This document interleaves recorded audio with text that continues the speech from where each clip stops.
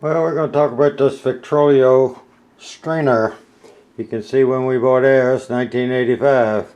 This is the Model 200. We do a little bit of canning, but not a whole lot. I say we. I do a lot of canning. My wife works too many hours. For people with these, there's always a problem of where do you set it up, because none of the new countertops or anything will work. Because these were designed when people had old big tops on a center table in the kitchen.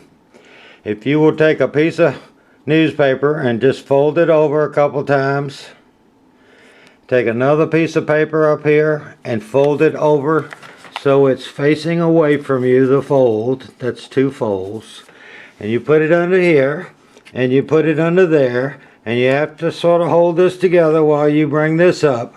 If you have a regular dining room type table with a leaf in it, without the leaf, these two pieces are together. With the leaf, you have this open space and you can mount it on that table. That's the way we do it. The next thing, I've seen people just put a little bit in here. You can fill this container all the way up. I'm getting ready to do plum tomatoes. Another little tip. That right there is about the same size as that hole. That's your handle. When you push tomatoes down into there, since you only have that much space between it, when you push the tomatoes or whatever else you want to push down in there, cooked apples, it can get between that and not let it go down in there. That's a handle.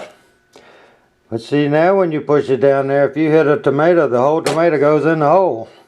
And you can come on down like this and just keep hitting them, and every bit of it will go in there, and you do not have to just put a little bit in this. Just fill it up all the way.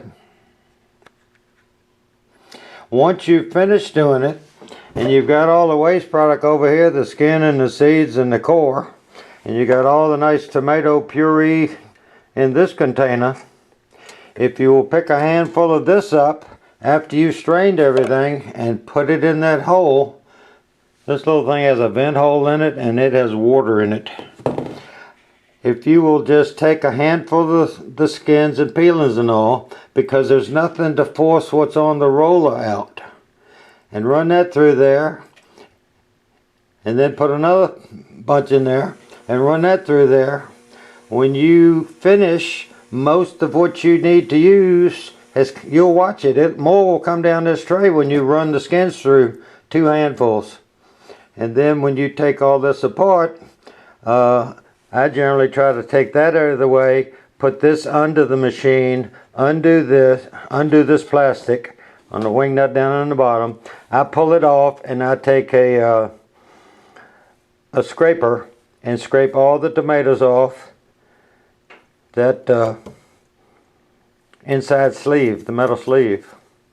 And with this sitting there under that sleeve, because you've loosened this and taken it off, all of it just falls right in the pot. Now before you do that, you take the last little bit out of here just so it won't fall into it. But anyway, that's the way we do it. So here's a full thing full of Roma tomatoes just cut in half. Put the small end down to the center.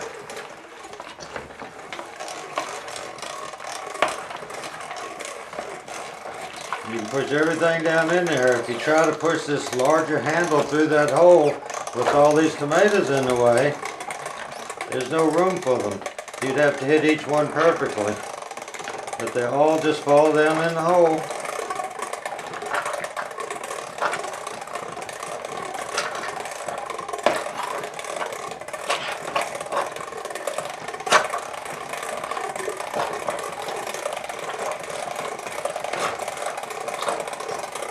But you can see that over half of it's gone down through there. I don't want to make this thing too overly long. But it's just so much easier to push it down through there with a smaller end. I'm sure y'all already do this and you'll all go, we've been doing this for years. Well, we have too. Oops. Didn't mean to get that out because this is over an expensive rug. So anyway, the deal is it's all done. There's no more flowing coming out of there, right? A little bit, but that's it. Nets. Put some of that in there.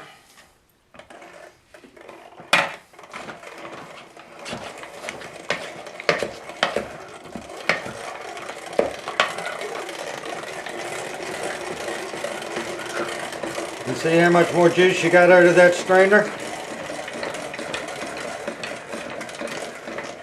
That's what it is. See that a little bit of tomato juice ran out? It always does.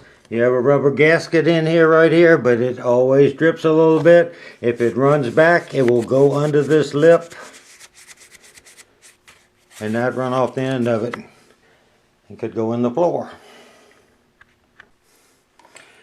And all I do is go up there and get what's laying in the tray. There are probably several things different with this model and the newer 250. The newer 250 model has a cone out here, so this can be away from it. And then I always just reach in here and get anything that's close to the edge so that it wouldn't fall into what I'm preparing.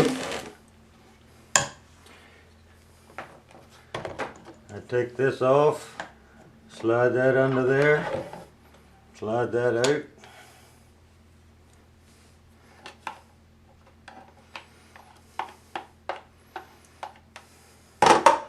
Then I just take this and go around the screen.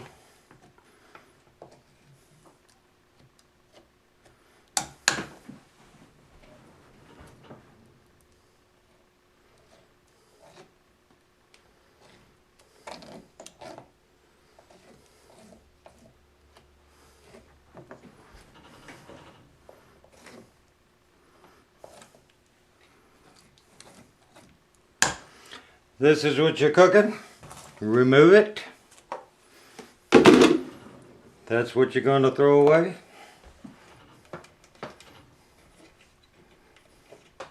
Pop this off.